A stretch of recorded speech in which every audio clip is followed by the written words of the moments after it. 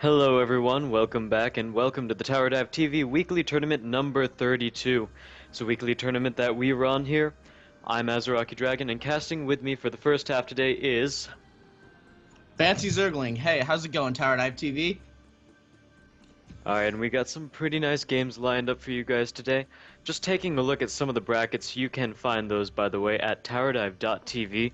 That'll bring you to the front page where we have all of our news articles. Click on the first one saying Tower Dive TV Weekly Tournament number 32 and you'll see the brackets right there.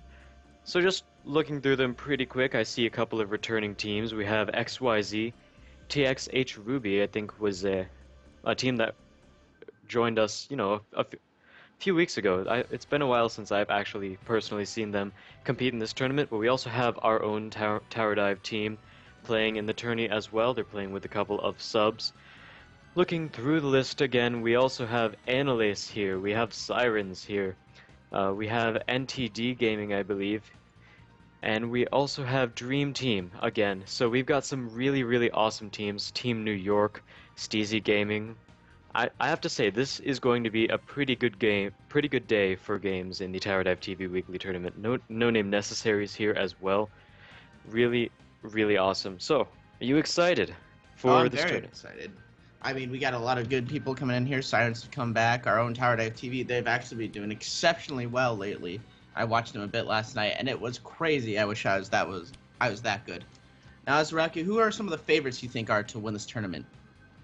Some of the favorites, Dream Team has always been doing extremely well, and I think they're going to, at the very least, make it to the semifinals and maybe the finals, but they're a Korean team. They've been doing really well recently in our Tower Dive TV tournaments. We also have our own team in the tournament as well. Obviously, they're playing with a couple of subs, so I'm not sure how that will end up working for them, but that's also a very strong team. NTD Gaming, as we said, is here. Analyse is here.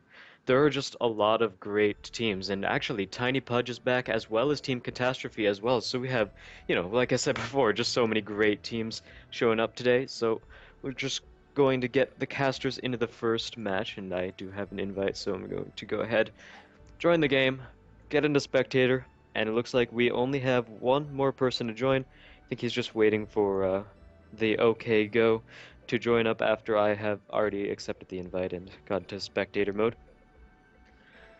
So we'll be getting into this game fairly shortly.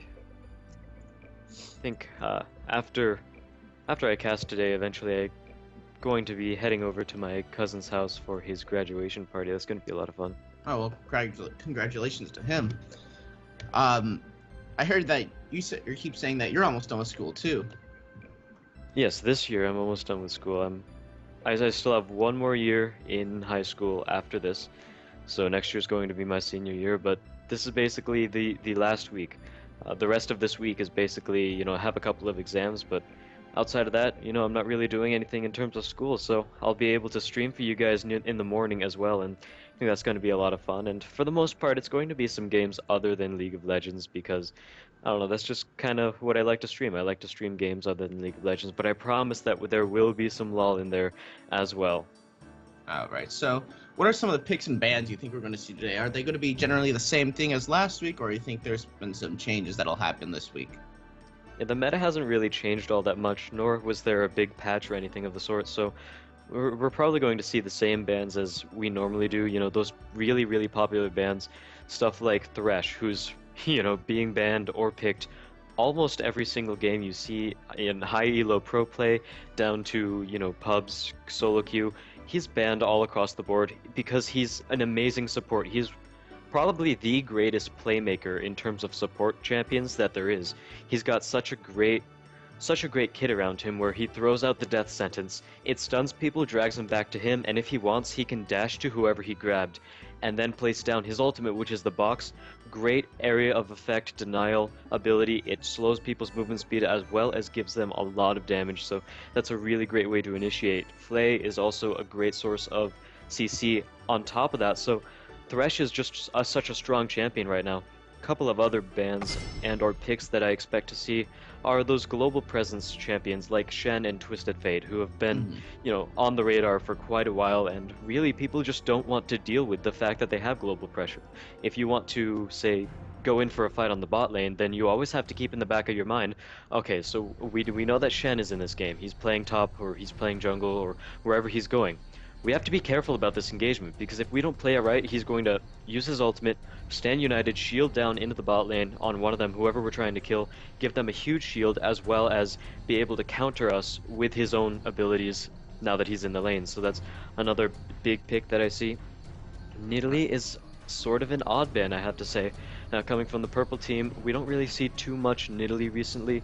She's pretty good in poke comps, I have to say. That's where you want to play Nidalee, is in poke comps, but after the big initiation, she doesn't really have too much in terms of her kit. She has a heal that can basically increase the attack speed of an AD carry, but at the same time, outside of that, she's not really too useful in the actual team fight. So on top of that, we see the blue team, they have banned Twisted Fate. Obviously that global pressure is something you always want to worry about. And also Leona, who, we don't actually see her banned very often, but she is a very, very powerful support pick. Also one of the huge playmakers that you can play down in the bot lane. So blue team banning both Thresh and Leona, so I think they're going to want to play the bottom lane a little bit more passively, just to, they're banning those heavily aggressive playmakers. They're banning people who can catch you out of position. So we might be seeing some sort of pick, maybe a Vayne for AD carry, or we could even see a Kog'Maw, I'm not sure. That's also a possibility, is that they could go for Blitzcrank, and Blitzcrank, he makes plays on his own, but if he gets initiated on first, then he's going to take a lot of damage, and he doesn't really have sustain or anything to survive through that damage. So if you say you have Thresh or Leona, Thresh lands a pull onto Blitzcrank, he's going to get stunned for quite a while, and there's going to be a lot of free damage on him. So that's another possibility that they could go for, basically banning out all of the other high aggressive playmakers in the bot lane and keep them to themselves. Make sure that they get the advantage off of it. Now, we did see. Why do you think it is they banned Elise? That's another pick or another ban we usually don't see. Was that something you think directed to the blue team? It could have been. Elise is still a very strong champion, even if she's not really quite banned as much as she used to be. She's got a lot of damage on her kit, as well as some percentage damage, and on top of that, she also has an execute. So there are a lot of parts of her kit that really work well and do a lot of damage, and she's also a very, very slippery champion. With Repel, it's really hard to catch her, and on top of that, you also have the Spiderlings, who can really intercept skill shots, which is something that's really annoying when playing against an Elise and could possibly stop you from getting a kill. So I can see why they would want to ban Elise. It's definitely possible that they might see the blue team, they might have a good Elise player, and that's something that we could see them banning that for. But all in all, she's a pretty good champion, and we do see the Vayne possible pick.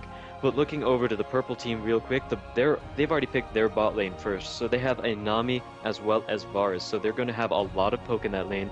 Varus is going to have a good amount of sustain from Nami, and if Nami can land, say, one of her bubbles, then that's an easy 3 auto attacks by Varus, and he's going to be able to pop those blighted quiver stacks with, say, a piercing arrow or even his hail of arrows as well. So there are a lot of things that this bot lane can do to synergize. We'll have to actually see how Nami can play, because if she's not really the best Nami player, if she can't land those Qs, if she can't place her ultimate correctly or time her ultimate correctly, then we're going to see some problems coming out of this bot lane. But I hope that she can land those stuns, that she can use her Tidecaller's Blessing to buff Varus in the right situations, as well as time her ultimate correctly.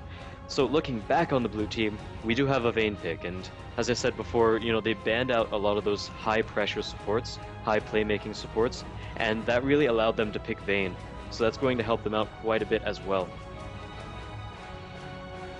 Alright, so looking at red-purple team's picks here, we see Lunette and Rammus. Or, not Lunette, excuse me. Lux and Rammus. One thing we did see a lot of last week is Lux, and I'm surprised she hasn't been banned this tournament. Do you think we're going to see a lot more of her picked and banned in this tournament than we did last week? Well, more on the ban side, obviously. Well, I would sure hope so. Last week, we saw just a lot of great, amazing Lux plays, and it's really surprised that she went so long without being banned, because she's just a very, very high bursty champion who's got a lot of range.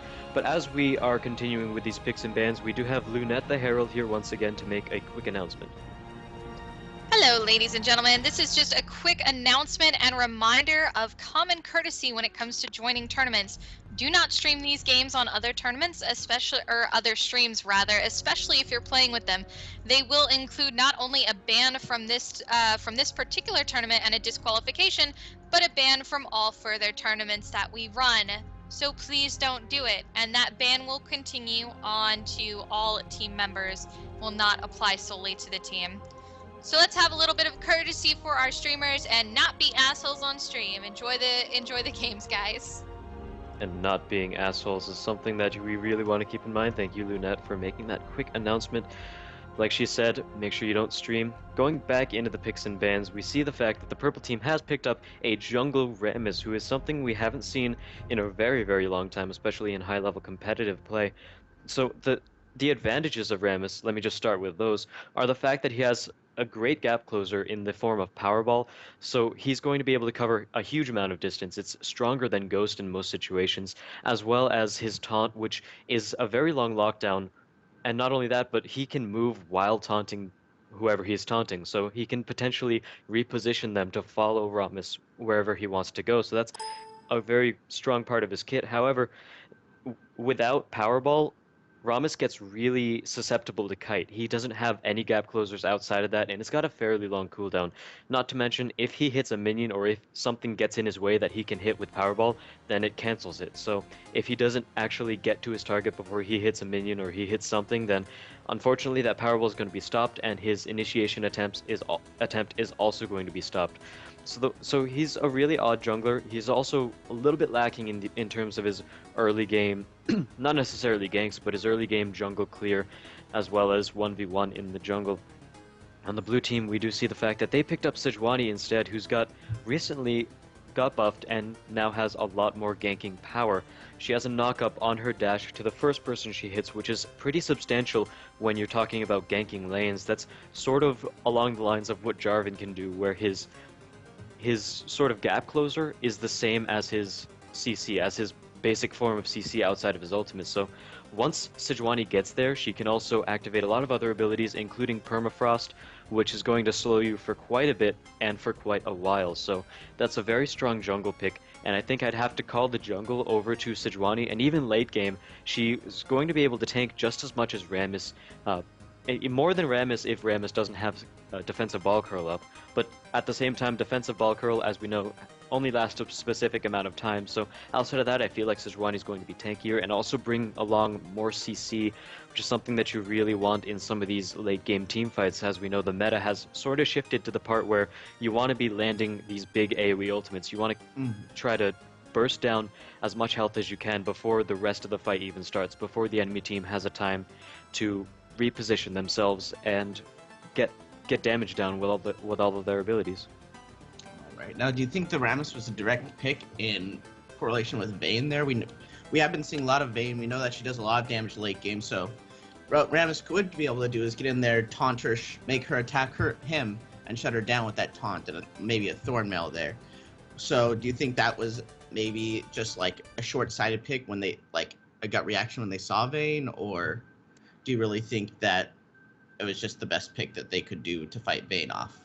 You know, it could have been reactionary, but I really think that there are better picks in the game to use in order to fight Vayne, and even Sejuani is a good example of that, because Sejuani can basically stick on Vayne the entire time. She's got gap closer, she's got CC, she's got tankiness, and it just brings around more utility all around to the team. We could even potentially see junglers like Malphite or Nautilus, people who still have those gap closers and can CC her, and that's one of the biggest things you want to do against Vayne, is basically you want to be close to her as someone who does CC. You want to make sure you stick on her and make sure she does as little damage as possible, and you make sure you negate the amount of repositioning ability she has. You make sure that her mobility is shut down as well. And that's something that's really important, and as we said before, Rammus, if his Powerball gets interrupted, then he doesn't really have any sort of gap closers.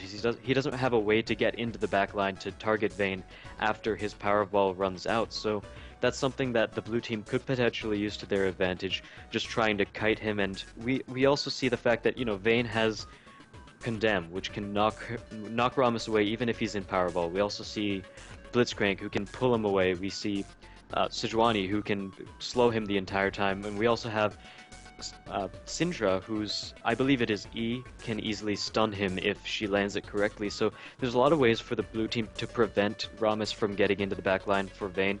So I don't think it was the best idea. You know, even someone like a Jungle Zed would have been interesting as well, just to dive into that back line and get the full-on burst damage down onto Vayne before she has any time to react, or before any of her teammates have time to react. So the Rammus pick, I don't really think it was the best choice in this situation.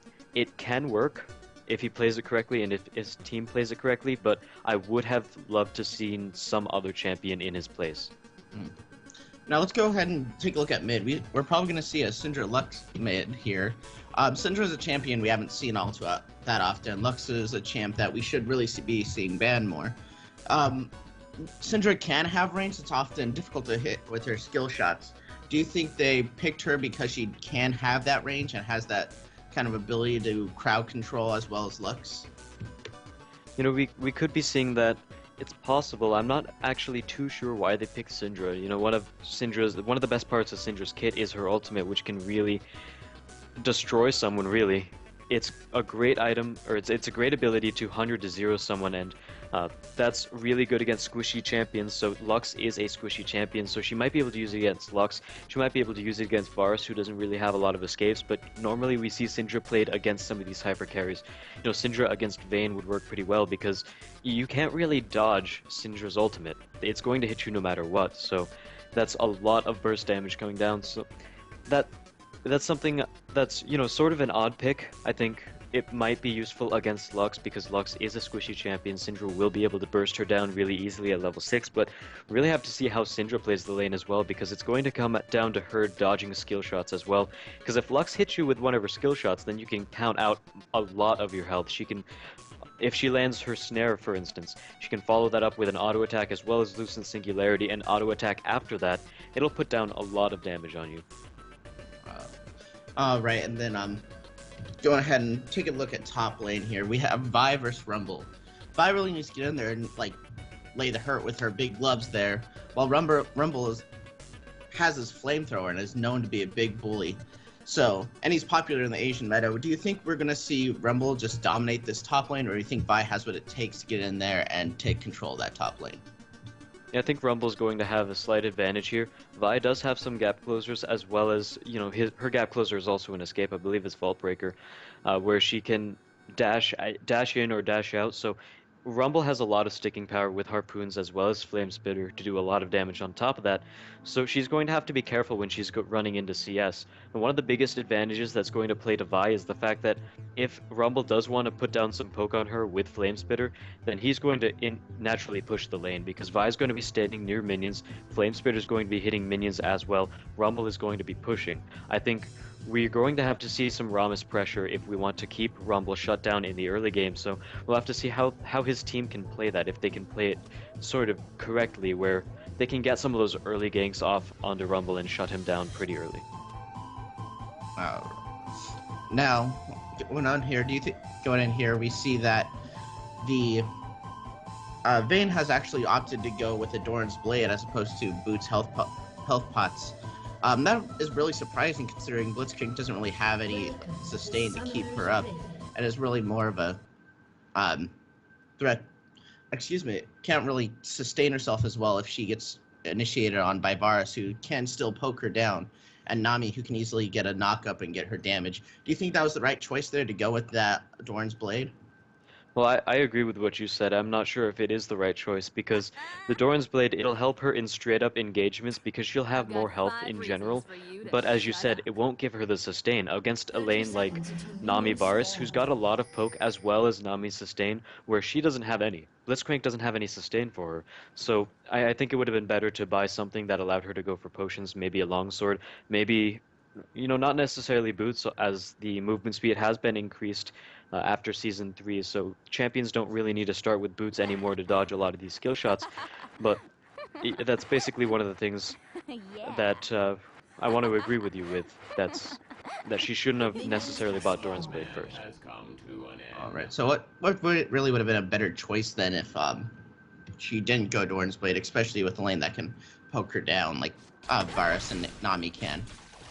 Yeah, I just think that it's something to do with potions. You could go for longsword and potions that would give you a lot of damage of your own, as well as give you a couple of potions to sustain through. Or she could have, much less popular choice, but she could have gone with full sustain with a crystalline flask. Obviously, we don't see AD carries play crystalline flask first a lot Oh, because we it doesn't see. give her any final Oh, and we things. see But the it looks like smite still going off with Sejuani there.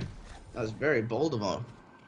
yeah, that initial ward there was really, really well placed by the blue team, and it's slowing down Rammus's jungle by quite a bit.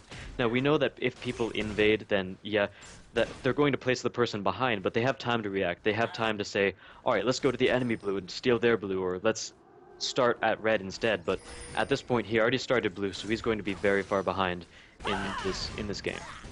And Rammus is one of those junglers who needs his blue. He needs all the start he can get because his early game is so weak, and he relies on those later game ganks to kind of keep him in the swing of things.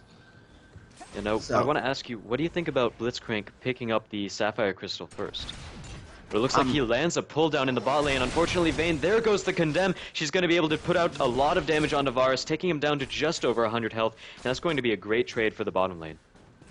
Yeah, going back to your question there, I feel the Sapphire Crystal is really it's a okay choice if you were to say back in the old meta when Blitz would go like back early as roaming meta or maybe top Blitz, but here he really should be getting those, heading towards those gold per 5 items so he can pick up those wards, get into the Sight Stone, get his Philo Stone, and all that. Here I really think it's more of a choice to kind of give him more mana just in case he needs to pull more grabs or use his abilities more, or maybe just in case he gets ganked for the shield, who knows, but really I feel that he should have got a Regrowth Pendant or a Fairy Charm first and got more wards and health potions and that sort of thing. Yeah, we know that Blitzcrank works really, really well with wards.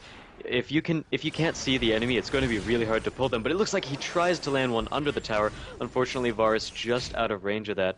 So we see the fact that they did actually end up giving the blue over to no one. Sejuani took that herself, and Rammus was not able to capitalize on that and take the blue buff of their own.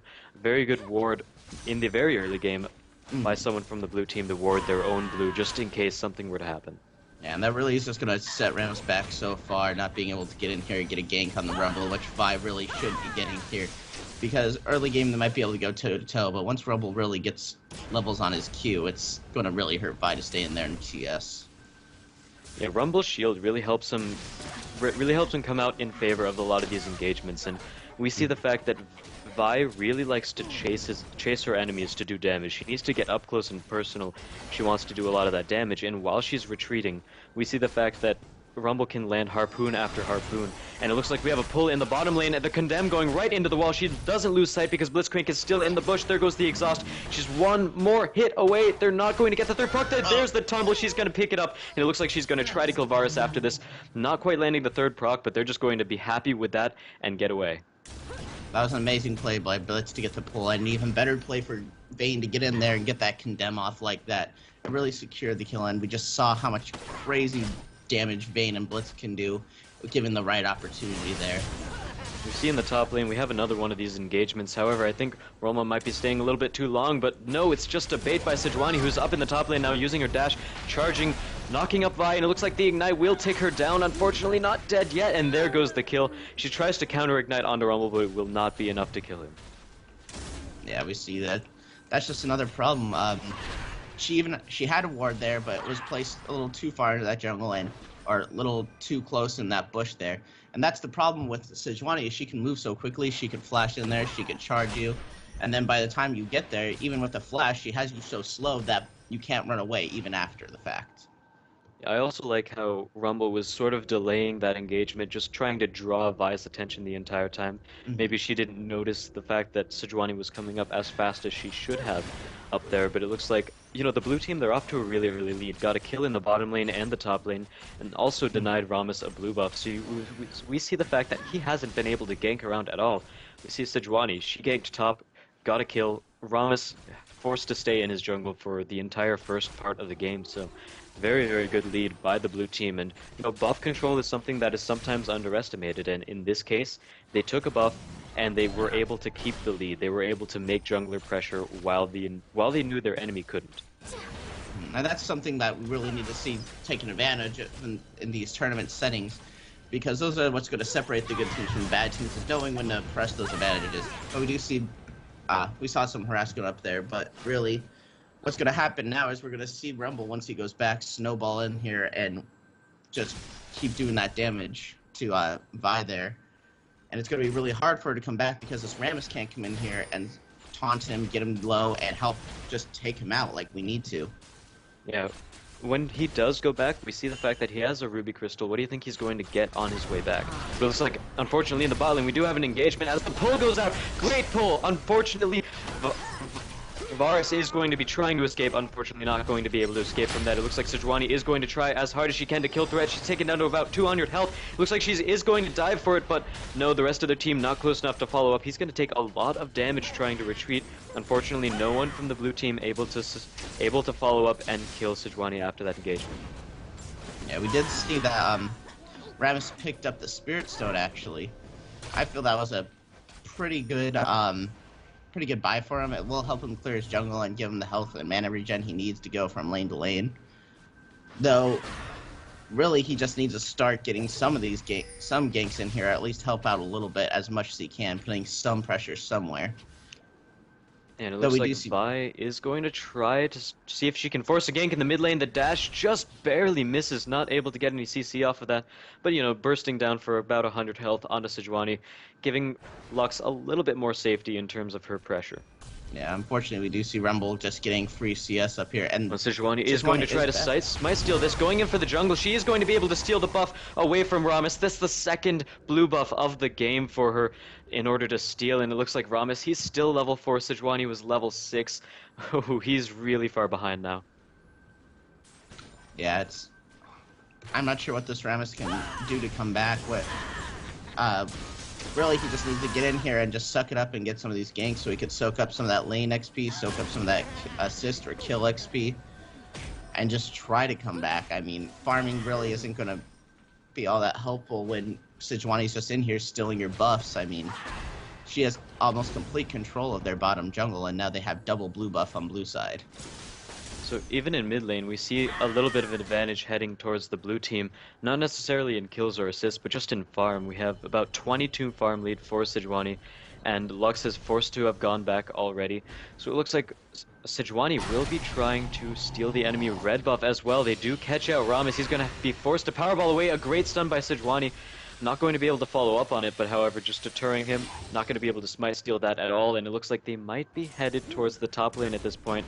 It looks like Rumble, he's going to be initiating. However, Vi is just staying in the top lane. She knew that the enemy was in their jungle, and now here comes the gank. A little bit of a mistake to stay up there for this long. Trying to assault and battery to get out of there onto Sejuani, but it looks like the ultimate from Sejuani will be able to finish her off, as well as the ignite and the flame spitter from Rumble. I just feel right there was poor map awareness and team communication on blue side, or excuse me, red side, who knew that there's multiple people in the jungle, multiple people behind Vi who was not only engaged but pushed up a little too far for comfort, and that's really going to cost her even more CS and more time as Rumble just get further and further ahead. So we saw the fact that when Vi went back, she got a Bilgewater Cutlass, so she's trying to go for that early lifesteal, you know, get a Blade of the Ruined King fairly soon, build, and she is pretty far behind in this matchup. What do you think of her buying that Cutlass? Though we'll give her some sustain, I would really like to see more tanky items, something that to give her health, like maybe work towards a, as odd as it seems, a Sunfire Cloak just for that raw health and kind of stick it on there and do some damage while she's there. So pretty much anything to help her just tank more. She doesn't really need to be doing as much damage, she needs to be surviving more, since Rammus isn't coming in here to help her out. And we do see that they're going to try to get this dragon here, and they do manage to get off without even a fight. Wasn't really anything Red can do. Not only were they out of position, but Rammus is so far behind that if they were to initiate, it would be kind of like a 4.5 versus 5 rather than a 5v5, even if they have anybody down there. Yeah, Rammus is sitting at level 5, while the entirety of blue team is either level 7, 8, or 9, so we're seeing a huge experience gap between them and the jungler, and Rammus doesn't even have his ultimate yet, so like you said, he's really far behind, and getting back into this game we do want to see him soak up some more lane experience, which he hasn't been doing. He's just been staying in his jungle for the entire game, and the longer this goes on, I think the more the blue team will be inclined to put pressure in their jungle, put on more jungle invades. And we're already seeing Sejuani go in, stealing blue buffs left and right, stealing red buffs even. So she's far ahead in this control, and Ramos, I'm not sure he's dealing with this correctly. In the bot lane, we do see Vayne trying to go in for anything she can, just a little bit of harass. Blitzcrank rushing in, trying to see if he can get a pull, but unfortunately not going to pull anything off. Yeah, unfortunately, the golden kills, we see almost a 30% difference in gold and 5-0 for kills. Really, that's extremely at any point extremely The difficult at any assault point in the and game. battery in the top lane as Vi is going to try to kill Rumble once again. Unfortunately, not going to be able to make anything out of it. And in the meantime, the bot lane picked up a tower. So it looks like Vayne, even though she's not got the best early game power, especially against someone like Varus, she is pretty far ahead in this lane. Once again, in the top lane, a couple of trades going out, but in the mid lane, we have an Ignite popped. And in the bot lane, we have Threat getting pulled back into Blitzcrank. He's going to ult, and that's going to be a quick kill, as well as Varus dying in the bot lane. Vayne picking up yet another kill. She's 4-0, going back, has a Bilgewater Cutlass, probably going straight for a Bork. And there's almost going to be no way for red to do something to come back. It's all going to be on blue, waiting for blue to slip up here, do something wrong. I mean, really, with Vayne having that many kills so early on in the game, she's just going to start snowballing even more and more as she gets more and more levels into her silver bolt. I mean, the amount of damage she's going to be able to do is just going to be insane compared to what red has to put out in terms of defense. We already see the fact that Varus, he's really far behind, only has a Vampiric Scepter as well as a pickaxe, nowhere near actually finishing the Blade of the Ruined King like Vayne is. But it looks like in the mid lane we do have a dive, as Sejuani is going to try her best to get into that fight, but it looks like Artemis is going to get taken down by a Lux ultimate and that final tower hit, but unfortunately Sejuani diving the tower, able to kill Lux and take that engagement. So it looks like they might start going for a little bit more invades, or they might push this tower. They see Nami here, unfortunately she's going to be running away, and they're going to start taking the blue buff, which at this point is invisible. Really, blue team has no reason not to get in here and take this blue buff. They have complete control of the enemy jungle, and really they can push any lane they want and really not worry about the consequences of pushing that far ahead. I mean, they have absolute control over this game at this point. They do have such a great amount of control, and it looks like Vayne is going to get caught out here by Vi, and it looks like we're going to see somewhat of engagement. Here goes the assault and battery. She's going to get ignited as well. She's flashing under the tower, but a flash follow-up by Vi, able to pick up the kill. Looks like Artemis pulls off a great hook back into the back line, killing her from the tower hits, and they're just going to have to disengage this. Alright, it's great that Vi managed to pick up that kill. It was worth it because she did manage to get the shutdown gold for that, but really, it's going to be plays like that that's going to cost red team the game if they do keep making mistakes about pushing out like that, getting cocky, staying outside of their team's control, and keeping their squishies out like that.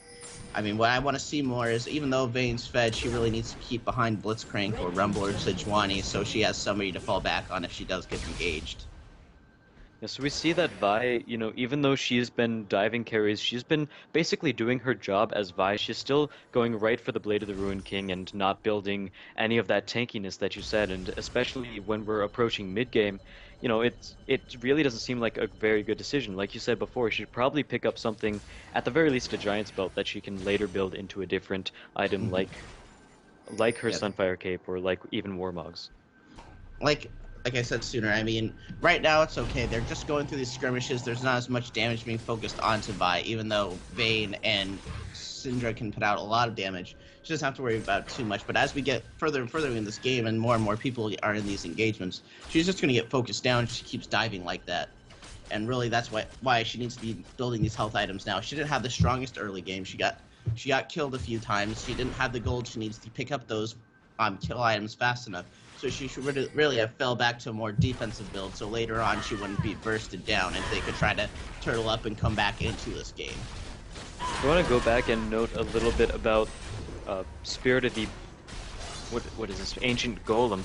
And it's such a cheap item that Ramos is able to get it without kills, assists, and with only 50 farms. So it's a really cheap jungler item. In the top lane, we have Vi trying to force an engagement. However, the ultimate from Sejuani stuns her, and she will be able to pick up the kill onto Vi, who's 1 in 4 at this point. Yeah, I mean, Really, there shouldn't be any 1v1s going down. Red team really can't afford to be going in on almost anybody at this point. They should really need to be conserving their time alive and using that to farm up, defend, and just turtle down and wait for blue team to get caught out of position. And as hard as it is, I really want to see red putting more wards down in their own jungle. We see blue has almost complete ward coverage over their jungle and can pretty much move without fear. Yeah, the red team really, like you said, doesn't really have much in terms of wards. Nami has a Sightstone, but unfortunately not really able to get out anywhere to use those. So the blue team, they're looking to push lanes very slowly. I think they might benefit from pushing right onto the mid tower, but they are going to take a dragon. Red team, they're mobilizing, so we might be seeing them trying to contest this, but I'm not sure it's the great idea. I think we're just going to see a Lux try to steal it, but no, she's going to ult mid to CS instead of try to steal dragon. That was a very odd decision by her right there. And Lux is one of those champions who can really attempt to steal dragon and remain safe because she's got such a long range ultimate. I'm really puzzled as to why she didn't go for that. Well, I really think she didn't go for it because they didn't have any true vision on it, and even if she managed to do some damage to the enemy team, she wouldn't be able to see where red was, and they did have their jungler down there who could easily secure it with a smite. So I feel that was still a better use for ultimate to CS, even though she should have waited for time. Here comes the tower dive. Sejuani going in, ulting really quickly, and there goes the assault and battery. Unfortunately, not enough damage whatsoever for the red team. They're just going to be able to dive straight through. Threat is now being taken down. Great Varus ultimate blocking Blitzcrank, and it looks like it Chain of Corruption spreads to Sejuani. She's just going to be able to make it outside of the tower range, and it looks like the blue team, they're taking a 3-for-0 engagement. Yeah, really, they should have. This is the time where she should have saved her ultimate if she wasn't going to use it for dragon. There she could have done at least some damage to everybody and really fallen back and gotten in position. We also saw that Rammus was not in position for that team fight at all. Even though he is under level, having everybody under those towers really helps to deter those dives, especially when you have someone who can hold you down like Rammus can. So what I would really like to see more of is red team getting together and making sure they're focused on turtling and defending and staying together and not being picked off like they were there. And right now we're seeing the blue team way far ahead. 4 towers, and the goal difference right now is just over 50%. So blue team just over 50% more gold than the red team. Is there any way you can see the red team coming back into this game? Like I've been saying, they need to stick together, they need to turtle, they need to ward, and they need to wait for blue to make a mistake. They need to wait for someone to get out of position in their jungle so they can go ahead and gank. They need to wait for someone like Vayne or Syndra to be in another lane farming so they can engage 5v4, 5v3, and just make sure they can kill off several members so they can go ahead and push down a tower and just run back and secure their own objectives. Because really, this isn't their game to win. It's blue team's game to lose at this point. And once again, we're seeing Sejuani go into the enemy jungle, steal their blue buff, and I think that red team, they have not been in possession of their own blue buff at all this game. Every single blue buff in the game has gone over to the blue team, so that's something, once again, hurting red team quite a bit. And that's part of the reason why blue team are so far ahead. They've been able to use the advantages from the blue buffs, use the cooldown as well as mana regen to basically keep pressure, and Sejuani's been using that really well, and she knows it allows her to spam spells. But it looks like Lux might get caught out in the middle here, and I don't think the rest of their team really needs to follow up, but she's going to flash right into Vayne, Blitzcrank, and Sejuani. Unfortunately, Vayne only getting a kill and no one else getting an assist, but oh my god, a great Blitzcrank kill, pulling Rammus back into their team. That's going to be a very, very quick kill onto Rammus, and it looks like they're going to pressure this tower. Oh, a Sejuani ult misses. How unfortunately, they are going to still be able to pressure under the tower. Etan not taking enough damage from the turret, and it looks like Sejuani's going to be knocked up by the bubble. However, so much damage coming out from Sejuani, she's going to be able to kill Vi, and they're going to have to disengage from this, but going right onto threat on the other hand as well. Sejuani is chasing down onto her. Permafrost being used a couple times. There goes the dash, and there goes the final kill. Meanwhile, Rammus is going to be just barely killing. There goes the last tick of Ignite. Varus is dropping. And that's just a testament to Blue's map awareness and red team's lack of wards. I mean, really, if there was some wards in that upper jungle there, Lux would have seen that there are people there and she wouldn't have pushed out that much. And really, the Blitzcrank has been on top of it with his pulls and his silences. It's just been absolutely great to see how he's been able to just land those pulls and ultimates, and that's something we really want to see from other grab champions later today as we see more games coming through. Yeah, and it looks like in the top lane, Vi is just going to try as best she can to deter Rumble from pushing the top tower. At this point, the blue team, they've just been roaming around to each individual lane. They fight a team fight in the mid lane, take a tower, split up, Rumble pushes top, Vayne pushes bottom. Taken so many towers in this game. They're up to 5, and it looks like they're going to take a Baron on top of this. This could be huge for them. Even though they are already far ahead, this will really just help them close out the game. I mean, yeah, Baron's just the win more button here. They just need to make sure that red isn't coming for them, that red isn't going to get it or try to smite steal it. But you see Vi coming down here. They haven't seen him, so they might think something's up, but nope. They managed to get the Baron Nashor unopposed. Yeah, unopposed is a great word to use in that situation. Unfortunately, the red team not able to do anything about it, even though they do have quite a few long-range skills. We might have been able to see Varus time his piercing arrow as well as the Lux ultimate and Nami's ultimate. They could have, worked those together and see if they could have stolen something. But on the other hand, the blue team, they're just so far ahead, didn't really want to risk it even if they had seen it. So, blue team now has Baron. Let's see what they can do with it. They're definitely going to start pushing lanes, and at this point, the red team knows. They're basically just turtling near their mid tower, and like you said before, not really seeing a big way for the red team to come back into this game unless the blue team were to throw it. One thing I do want to point out here is while they did Baron, red team did take that time to put down some wards in the jungle, and I really like that. Even though they didn't contest it, they did take the time where there wasn't that pressure on them to ward up the jungle to kind of get that map awareness so they can take the chance to get someone off guard. They can take the chance to snipe off those people who are getting a little too cocky or a little too out of position. Looks like we're going to have a poke war under this tower just a little bit. A lot of damage from Sejuani jumping into the fight using her ultimate, and there goes the godlike on her. It looks like Rammus is the next target, and they're just melting him extremely quickly. Going to dive even farther, going on to Varus. Varus is going to be taken down extremely low. The last proc of Silverbolt's going to pick him up, and it looks like Vayne is going to try her best to kill Vi, and there goes the kill. A triple kill for Vayne. She's going to try to go for the quadra kill after this. Tanking the towers, unfortunately, too brisk. Just a little bit too brisk, not able to catch her. The ultimate just barely nicks Vayne, and she's going to be able to pick up the kill off of that. Man, that was a little too ham, but really at this point, they can afford to be a little ham. I mean, they managed to take out 3 of the 5 team members for red team, and managed to take down not only a tower, but it looks like they might be able to get an inhibitor here as well. Possibly even 2 towers and that inhibitor in the mid lane. They're just sort of trying to see where they can poke in up.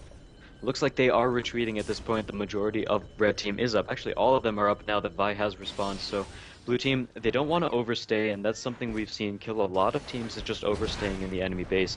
They have Vayne down. They don't have as much damage as they normally would. Think they might be able to win the fight, but you never want to risk it, especially when you're in the enemy base. So they're just going to go back, take a drag, and probably get a couple more items off of that engagement. Yeah.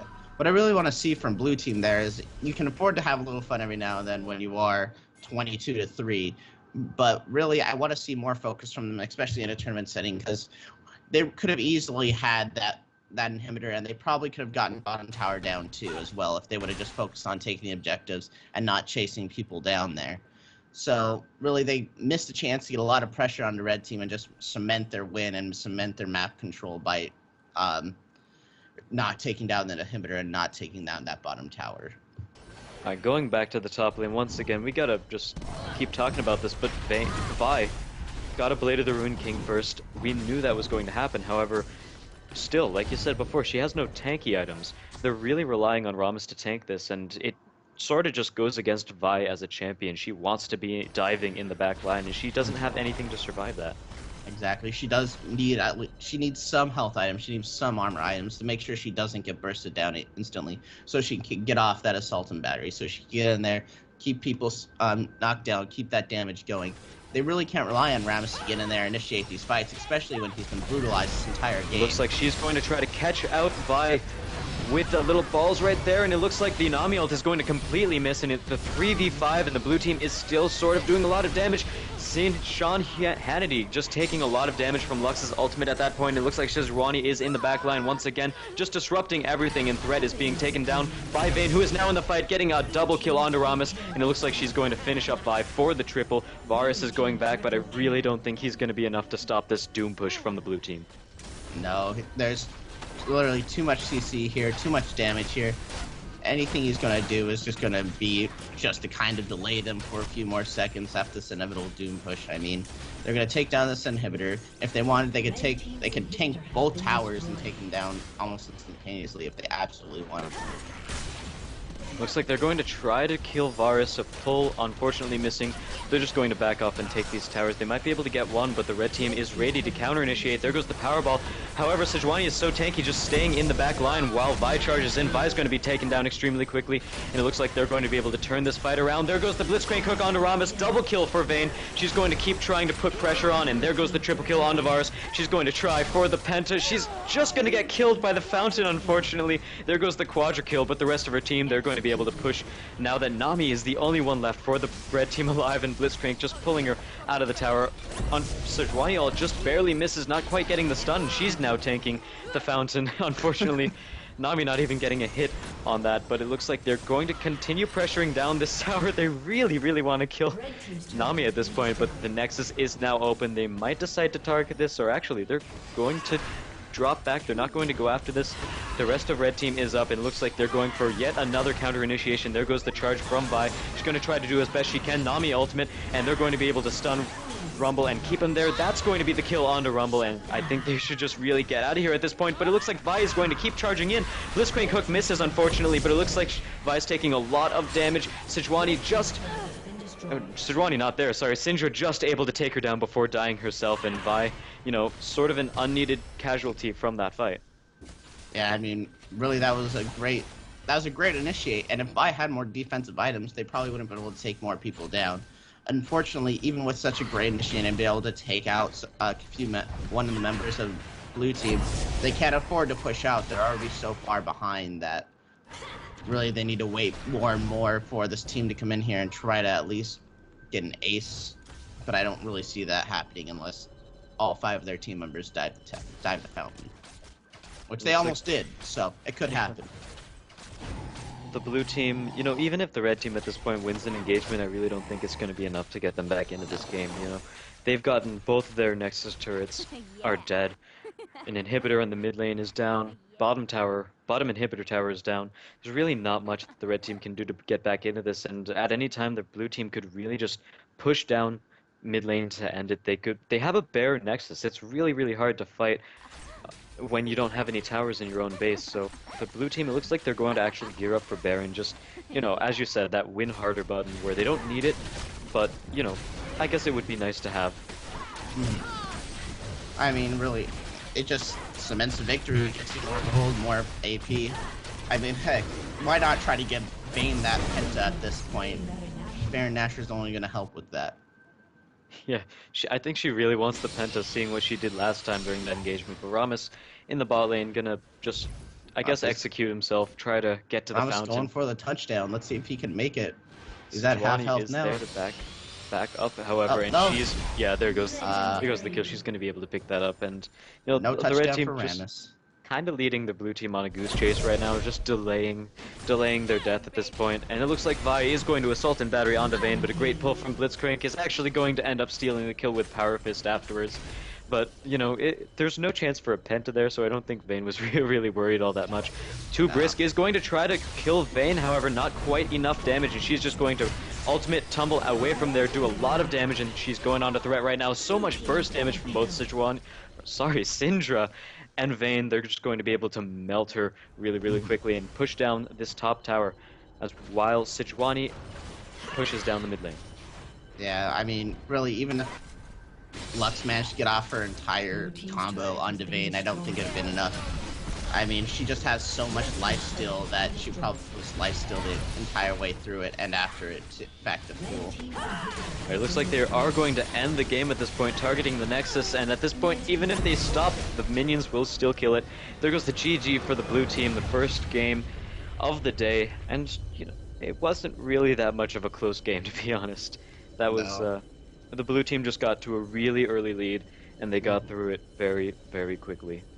Yeah, we really saw the importance of jungle control there, and what it can really do to control even just one of your opponent's buffs. I mean, we saw that there's double buffs on blue team almost half the game, and we saw that once the wards went down, Rammus couldn't gank, not only because there were wars, but because he had no farm. He had no levels to get in there and use his abilities and really taunt. And Rammus might as well have not been there that entire game. Yeah, he finished the game level 10, which is actually the lowest in the entire game, below both supports. You know, he's 3 levels behind Nami as a support, so they really unfortunately didn't get enough